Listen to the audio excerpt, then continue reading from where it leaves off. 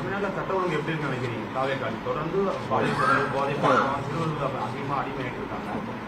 எந்த நடவடிக்கை எடுத்தாலும் பட்சம் அதுவும் இந்த பெண்களுக்கான தனியாக அமைச்சிருக்கு. எங்களை இந்திய கம்யூனிஸ்ட் கட்சியை பொறுத்தவரை மிக தெளிவாக நாங்கள் கூறியிருக்கிறோம். கொடுத்த வாக்குறுதிகளை நிறைவேற்றுவதற்கு கால அவகாசங்கள் எடுத்துக்கொள்ளலாம் புதிய அரசு. ஆனால் சட்டம் ஒழுங்கு பிரச்சனையில் கால அவகாசங்கள் கூடாது.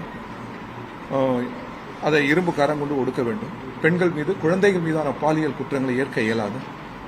இதை இந்திய கம்யூனிஸ்ட் கட்சி எப்பொழுதுமே இடதுசாரிகள் எப்பொழுதுமே எதிர்த்து வந்திருக்கிறோம். அரசுக்கு கூடுதல் பொறுப்பு இருக்கிறது, காவல்துறைக்கு கூடுதல் பொறுப்பு இருக்கிறது, உளவுத்துறைக்கு கூடுதல் பொறுப்பு இருக்கிறது. எனவே முழுமூச்சியுடன் இளம் பெண்களை சிறுமிகளை பாதுகாப்பதில் எந்த சமரசமும் கூடாது. அதில் உறுதியாக இருக்கிறோம். அதே நேரத்தில் தமிழ்கூறு நல்லுலகம் ஒரு விழிப்புணர்வை உருவாக்க வேண்டும். அரசியல் கட்சிகளுக்கும் இதில் பங்கு இருக்கிறது. பெண்கள் யாரோ அல்ல, குழந்தைகள், பெண்கள் நம்மவர்கள், சமூகத்தின் பிரிக்க முடியாத அங்கம். அவர் மீதான துன்ப துயரங்களை, அடக்குமுறைகளை, அவமானங்களை வேடிக்கை பார்க்கிற பார்வையாளராக இல்லாமல் அது எதிர்த்து தமிழ்கூறு நல்லுலகம் களமாட வேண்டும் என்பது இந்திய கம்யூனிஸ்ட் கட்சியின் வேண்டுகோள்.